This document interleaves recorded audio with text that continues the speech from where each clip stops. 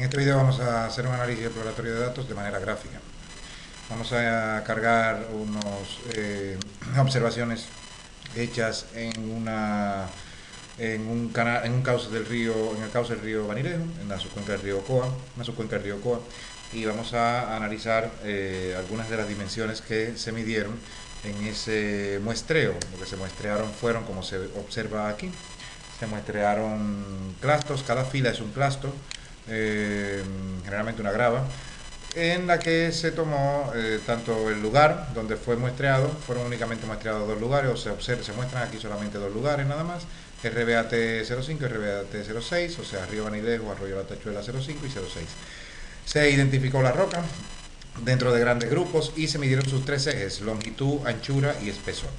Bien, entonces vamos a asignarle a este archivo una columna de tipo textual que no sea solamente los códigos numéricos, sino que la podamos ver con sus códigos con nombres. Cada uno de estos códigos está asociado a un nombre a gran tipo de roca, a un gran tipo de roca, ¿no? Entonces aquí tenemos ya la nueva columna asignada. Aquí actualizamos la columna ya de manera factorial para que los factores no se usan, los niveles que no se usan se eliminen. Y aquí entonces tenemos nuestra tabla nueva. Esta es la base de datos que tenemos originalmente. Ahora ya la tenemos con una columna para indicar los tipos de rocas con texto. Entonces ahora vamos a hacer un diagrama de cajas. Vamos a empezar por un diagrama de cajas. Un diagrama de cajas para cada una, que nos muestra por tipo de roca, nos muestra las cajas de cada uno de ellos. Recordemos el diagrama de cajas boxplot, igualmente conocido. Pues el boxplot también tiene la particularidad de que ofrece mucha información sobre la dispersión de los datos, sobre las medidas de posición y las medidas de tendencia central. Las muestra con mucha más claridad. También la dispersión de los datos la representa debidamente. Entonces, bueno, ahora lo vamos a analizar, vamos a entender un poco en qué consiste el diagrama de boxplot. Vamos a analizar en este caso dos tipos de rocas, o sea, dos diagramas de caja, el de calizas y el de volcánicas. El diagrama de boxplot tiene sentido cuando se representan según varios tratamientos, en este caso, digamos, según varias cualidades, y en este caso la cualidad que estamos utilizando para representar es el tipo de roca. Y el boxplot lo que sirve para comparar cómo son los datos en el eje B. En este caso, cómo son los datos en el eje B, cómo están de disperso, cómo son las medidas de posición y demás, ¿no? El diagrama del boxplot se compone de los siguientes elementos. Tiene una caja en el centro con una línea negra también, y unas líneas exteriores, una punteada que conecta con una horizontal hacia la parte superior, y hacia la parte inferior ocurre lo mismo. Y luego por fuera puede haber arriba, como podría haber abajo también hay unos círculos que también vamos a ver qué significan. En la caja representa los cuartiles. Este es el primer cuartil y este es el tercer cuartil. La línea negra es la mediana. La línea punteada conecta hacia arriba, conecta el tercer cuartil con el valor máximo, y hacia abajo con el valor mínimo. El valor máximo es la línea horizontal en este caso, y esto se le suele llamar también bigote. Y los círculos, los redondeles, son valores considerados como outliers extremos, valores atípicos, que veremos ahora el método que utiliza la función boxplot para calcularlos, ¿no? Bien, entonces ahora vamos a hacer un subset, vamos a hacer un submuestreo. Vamos ahora a mostrar únicamente los clastos de calizas solamente, con las dimensiones tomadas, las mediciones tomadas en el eje B, son todos estos, para los clastos de caliza únicamente. Y estamos viendo que tenemos un conjunto de valores sin ordenar. Vamos a ir ahora precisamente a ver primero cuántos son, y vamos a ordenarlos ascendentemente. Tenemos 31 en total, y estos son los 31 valores organizados de manera ascendente, ¿no? El mínimo es 20, el máximo es 137. Y ahora vamos a mostrar gráficamente tanto el diagrama de boxplot, o el diagrama de caja, con el de histograma. Para eso vamos a utilizar la función de parámetro, de definir parámetro de la ventana gráfica. Vamos a decirle que tenga una fila y dos columnas. De manera que cuando le digamos para representar el diagrama de cajas y el histograma, nos lo muestre uno a la izquierda y otro a la derecha. Aquí vemos el boxplot y aquí vemos el histograma. Primero veamos el histograma. El histograma tiene una tendencia muy clara, un sesgo muy claro hacia la derecha. El sesgo significa que hay más valores hacia la derecha o la izquierda. En este caso, cuando hay sesgo, el sesgo puede no existir, y cuando existe puede ser hacia la derecha o a la izquierda, respectivamente. Puede ser positivo o negativo. Intentamos también, tenemos aquí como un gráfico en un gráfico que tenemos aquí una distribución de valores normal. Cuando no hay sesgo es simétrico, la distribución de valores, la distribución de frecuencias. Hay la misma cantidad de valores hacia la derecha de un valor que se llama moda, que quedaría aquí en el centro, y que cuando la distribución es normal o con forma de campana, se considera que la moda, la mediana y la media coinciden en el mismo lugar, porque además a la derecha hay la misma cantidad de valores que a la izquierda. Entonces las tres medidas de tendencia central coinciden en el mismo lugar, y se dice que el sesgo es cero, no hay sesgo. Cuando hay más mediciones, o hay más datos, más valores, más elementos de la muestra que tienen valores más grandes que la moda, entonces ocurre un sesgo hacia la derecha o positivo. Y cuando hay lo contrario, o sea, valores más pequeños que la moda, entonces más valores pequeños que grandes respecto de la moda, entonces se dice que hay un sesgo negativo hacia la izquierda. Viéndolo en un gráfico adicional, aquí tenemos la moda, lo que ocurre con las medidas de tendencia central y las de posición. Pues fijémonos que con la moda queda con sesgo hacia la derecha, o con sesgo positivo se dice también. La moda quedaría aquí en este lugar, la mediana se desplaza a la derecha y la media se desplaza hacia la derecha de la mediana. En el sesgo negativo ocurre lo contrario, la mediana se desplaza a la izquierda de la moda y la media se desplaza a la izquierda de la mediana. Esto es lo que ocurre en términos de medidas de tendencia central y de posición de mediana en este caso, ¿no? Bien, ahora viéndolo aquí, pues nosotros tendríamos que sospechar, esta es la moda, evidentemente, sería este el rango modal. Aquí estaría la mediana, y aquí por aquí estaría la media, que resulta afectada por los valores extremos, como en este caso, que hay algunos valores por aquí en este rango. Fijémonos bien en el histograma tiene unas barras. Cada una de esas barras lo que representa es un rango y cuántas mediciones o cuántos valores hay dentro de ese rango. En este caso, por ejemplo, el rango 40-60 tiene 7 mediciones, seguramente. Aquí hay, esto debe ser un 1. Aquí hay entre 60 y 80, entre 80 y 100 hay un valor, entre 120 y 140 también hay un valor, y ahora lo veremos también en la tabla claramente.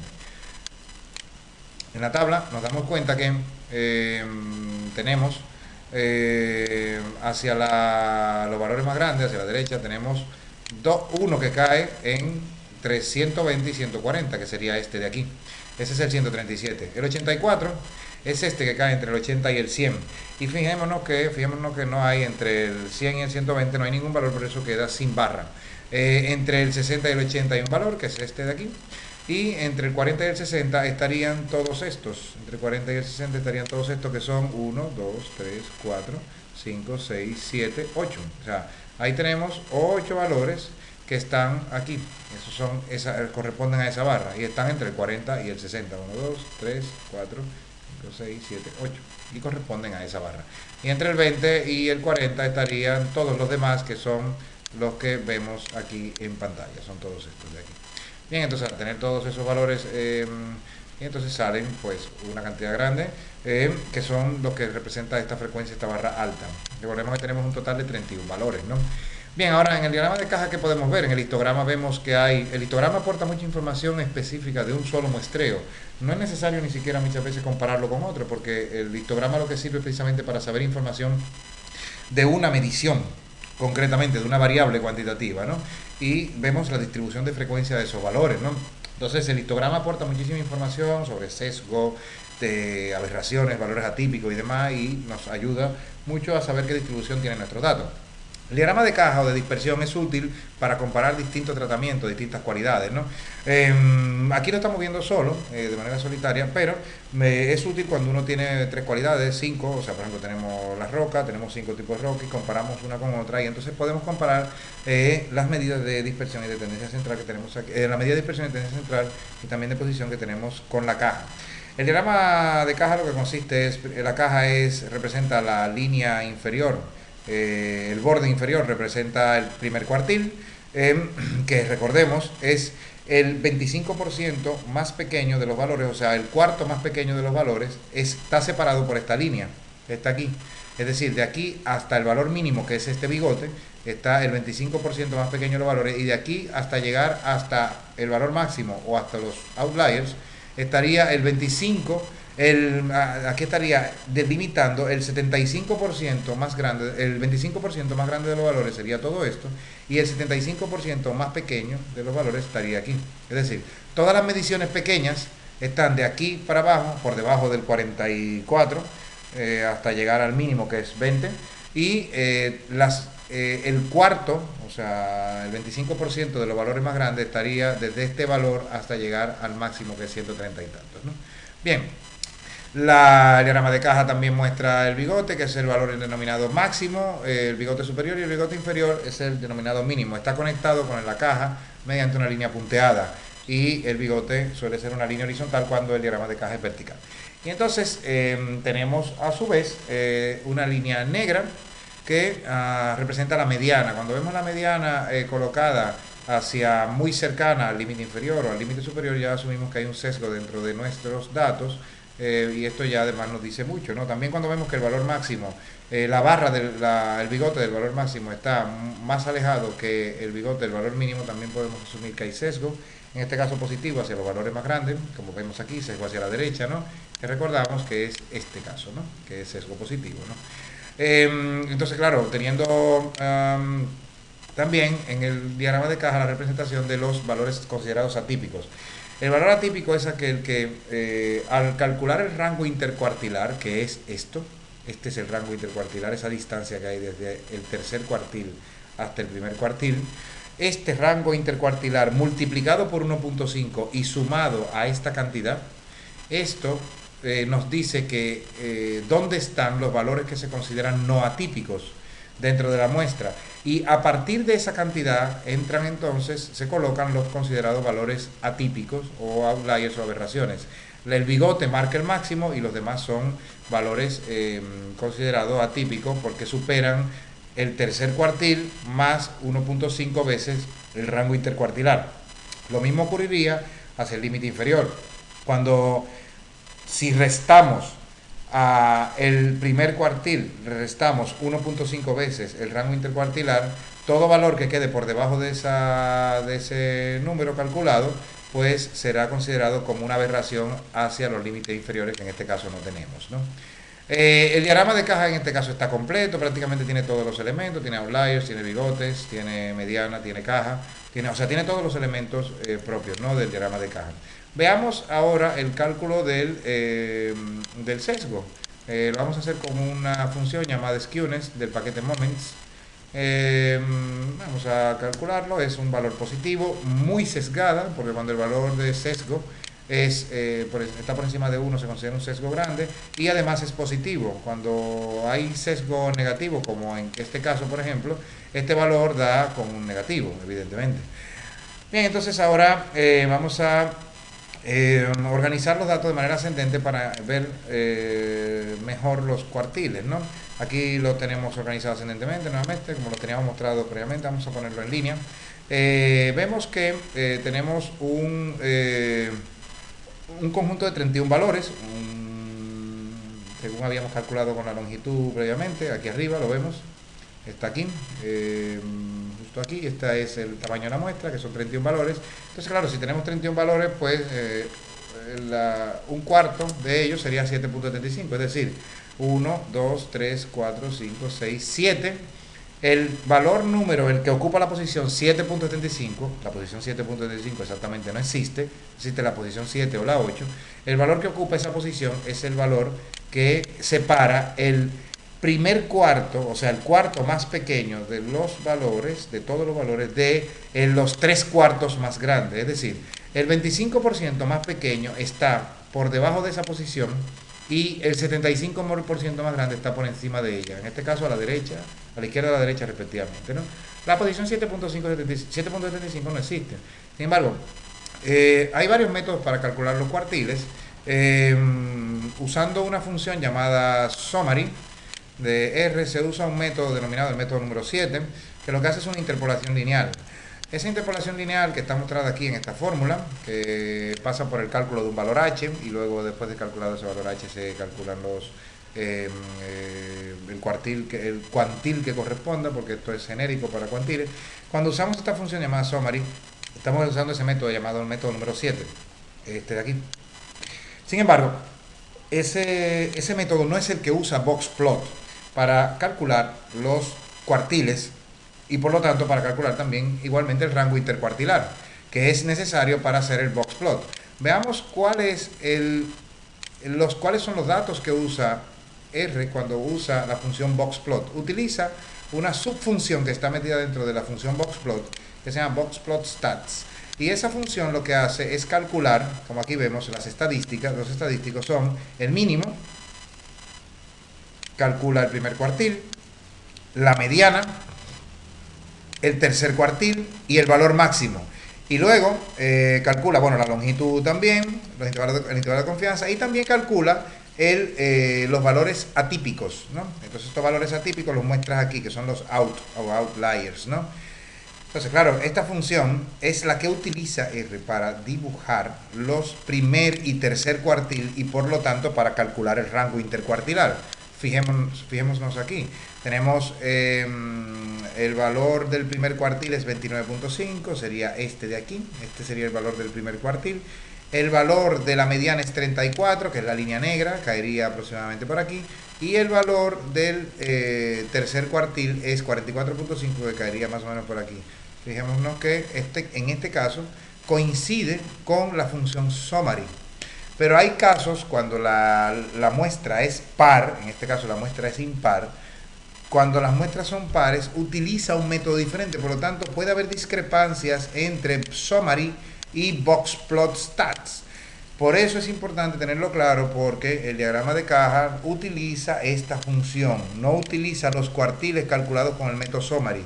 El método summary, como digo, es utiliza el 7, mientras que en el caso de boxplotstats utiliza métodos diferentes según sea una muestra par o una muestra impar. Bien, entonces sabido esto, ya sabemos de dónde salen estas líneas, la línea inferior de la caja y la línea superior de la caja y la línea de la mediana. También sabemos ya de dónde sale el 20 y el 64, sabemos dónde sale el bigote inferior, que es este 20, y el bigote superior, respectivamente valores mínimo y máximo, y a su vez de dónde salen estos dos círculos, que son los que él representa finalmente en el diagrama de cajas. Vamos ahora a calcular el rango intercuartilar. El rango intercuartilar vamos a calcular, cómo él obtiene un valor, lo considera valor máximo o mínimo. Como digo, el rango intercuartilar resulta de restar el tercer cuartil menos el primer cuartil. Es decir, 44.5 menos 29.5. Ese valor es el rango intercuartilar y ese valor multiplicado por 1.5 y esa cantidad restada a 29.5, ese valor es el que va a marcar por debajo del cual se van a considerar outliers, valores atípicos muy pequeños. Si hubiese un valor en nuestra muestra, que no lo hay, menor que 7, sería considerado un valor atípico por debajo del valor mínimo, pero no lo hay. Por lo tanto, no tenemos outliers o valores atípicos por debajo. Sin embargo, en la parte superior sí tenemos valores atípicos y vamos a ver por qué él considera que esos son valores atípicos. Aquí vemos que hemos calculado, le hemos sumado al tercer cuartil, le hemos sumado 1.5 veces el rango intercuartilar.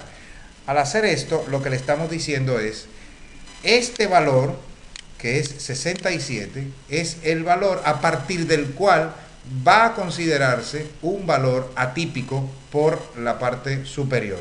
En este caso no tenemos dos valores que están por encima de 67 que él ya los considera como outliers y aquí se muestra en el gráfico. Aquí vemos que tenemos este que es el 84 y este que es el 137 son los considerados outliers. Por eso están dibujados fuera dentro del diagrama de caja.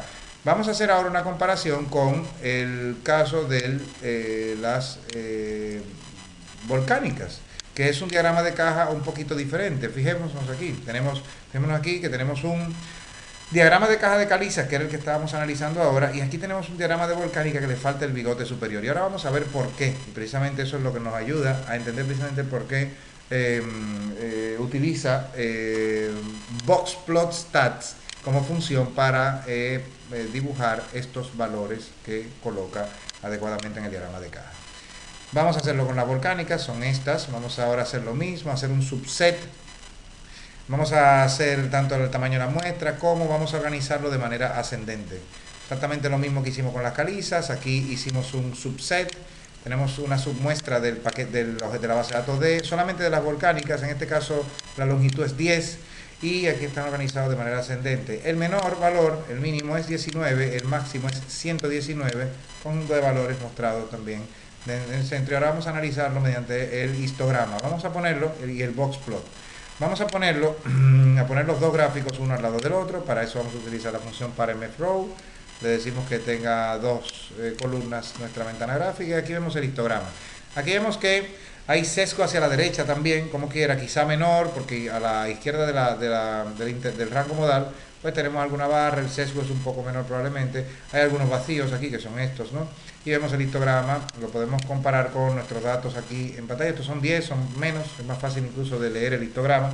Nos fijamos que por ejemplo aquí el histograma nos está diciendo que de 0 a 20 hay un único valor, de 0 a 20 sería este el único valor.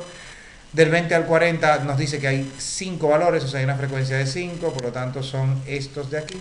Lo vemos el 23, 26, 30, 23, 26, 30, 32 y 33 hasta el 40, ¿verdad? Y del 45 al 50 nos dice que hay dos valores, del 45 al 60, del 40 al 60, perdón, nos dice que hay dos valores en frecuencia y aquí están el 45 y el 50. Finalmente, del 60 al 80 no hay, se observa claramente aquí, del 80 al 100 tampoco hay, y del 100 al 120 nos dice que hay dos valores, aquí en la barra sube hasta el 2, y nos dice que hay dos valores que son el 115 y el 119. Visto, analizado el histograma, visto que coincide también con las frecuencias que estamos esperando, también a la vez nos damos cuenta de que hay un sesgo positivo, ¿no? O sea, hay más valores que están a la derecha de la moda, ¿no? Vamos ahora de hecho a calcular el skewness para ver ese sesgo, verlo numéricamente. Ya el paquete moments está cargado, por lo tanto nos va a dar ese sesgo positivo, perdón, como decía. Aquí en la gráfica lo vemos, sesgo positivo hacia la derecha, y sale además, que nos saldrá evidentemente que la mediana está a la derecha de la moda y la media a la derecha de la mediana. Bien, entonces ahora, volviendo a nuestro script ya previamente hecho, vamos a mostrarlo nuevamente organizados en orden ascendente, lo aquí a mano, y ahora vamos a ver el diagrama de boxplot. El diagrama de boxplot es este que tenemos y tiene una particularidad que no tiene bigote superior. Vemos además que la mediana está muy cerca del valor del primer cuartil, por lo tanto asumimos también que aquí hay un sesgo hacia la derecha o un sesgo hacia los valores superiores, o sea, un sesgo positivo. Vemos que también nos ha dibujado dos outliers ahí arriba, nos ha dibujado el bigote inferior y el superior lo ha omitido. Y la mediana, como vemos aquí, el primer cuartil estaría entre el 20 y el 30, el segundo cuartil estaría muy próximo al 50, ¿no? Y ahora vamos a ver esos valores calculados por la función summary. Aquí vemos que la función summary nos dice que hay un mínimo de 19, un primer cuartil de 27, retengamos este valor, una mediana de 32.50, como decíamos, a la derecha de la moda, y la media, a la derecha de la mediana, 49.20. Luego el tercer cuartil 48.75.75 y el máximo valor 119.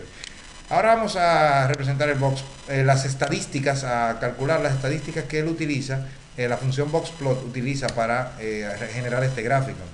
Vemos que los estadísticos que genera son el mínimo 19, el 26 que es el primer cuartil, no coincide con el primer cuartil de la función summary, la mediana que es 32.50, esta está coincidente. Y el tercer cuartil, aquí no se calcula la media, el tercer cuartil para la función summary es 48.75, tampoco coincide en este caso, el tercer cuartil también es aquí diferente, 50, y el valor considerado como valor máximo, que no es outlier o valor atípico, es 50 también, ¿no? Esta representación nos está diciendo con claridad que no hay valores, o sea, estos cálculos, estos estadísticos nos está diciendo que el valor máximo no considerado outlier es un 50, que es el último que hay antes de llegar a cualquier valor atípico, porque el 115 ya es considerado como tal. Y de hecho lo vamos a calcular para saber por qué lo ha hecho. Vemos aquí los outliers, los vemos aquí, la longitud también en la muestra, y vemos aquí que tiene el 115 como valor atípico outlier y 119 como valor outlier, que son estos dos círculos que están pintados ahí arriba. Vamos a ver por qué calcula esos valores como los considera como atípicos. Vamos a hacer primero a restarle a 26, que es el primer cuartil, le vamos a restar 1.5 veces el rango intercuartilar. El rango intercuartilar, recordemos que es el tercer cuartil menos el primer cuartil. Entonces, restado uno menos el otro, eso nos da el rango intercuartilar. El rango intercuartilar lo multiplicamos por 1.5 y esa cantidad se la restamos a 26, que es el primer cuartil. Eso nos da menos 10. Si hubiese algún valor dentro de nuestra muestra, aquí la vemos, nuestra muestra, si hubiese algún valor que fuese menor a menos 10, sería considerado un outlier por debajo. No lo hay, evidentemente tampoco tenemos longitudes menores de 0, o sea, no hay longitudes ni siquiera de 0. Por lo tanto, entonces tenemos que no hay outliers, valores atípicos, por la parte inferior. Sí que hay bigote, 19, en la parte inferior, que es este, 19, que está por debajo del primer cuartil, por lo tanto se dibujan. Pero el bigote superior no se dibuja porque tenemos un valor de 50 en el tercer cuartil y a la vez el valor máximo, considerado como valor máximo, es 50, por lo tanto no hay bigote superior. Y ahora vamos a ver por qué determina que los dos valores son outliers o atípicos superiores. Calculamos el rango intercuartilar, lo multiplicamos por 1.5 y se lo sumamos al tercer cuartil y nos da 86. Cualquier valor que esté por encima del 86 será considerado outlier, que son estos dos casos. Nos damos cuenta que el cuartil número 3 es 50, aquí es 48.75. Si hubiese utilizado la función boxplot, hubiese utilizado este cuartil este valor como tercer cuartil a partir de la función summary, habría que dibujar aquí una raya, una línea intermitente y una línea horizontal muy cercana al tercer cuartil. No lo ha hecho porque recordamos que para muestras pares boxplot stats utiliza un método diferente para calcular los cuartiles. Entonces, en este caso coincide el máximo del diagrama de caja coincide con el tercer cuartil y por lo tanto no se dibuja el bigote. Con este análisis, pues, con este análisis gráfico y numérico estamos precisamente aportando un poquito más para el tema del entendimiento de los datos, explorar un poco más los datos, tanto gráficamente como numéricamente, y comprender un poquito mejor el significado que tienen estas gráficas y estos números que podrían también prestarse a confusión cuando uno no sabe los valores que hay internamente para los cálculos de las funciones, como el caso de boxplot, que utiliza su propia función para cuartiles.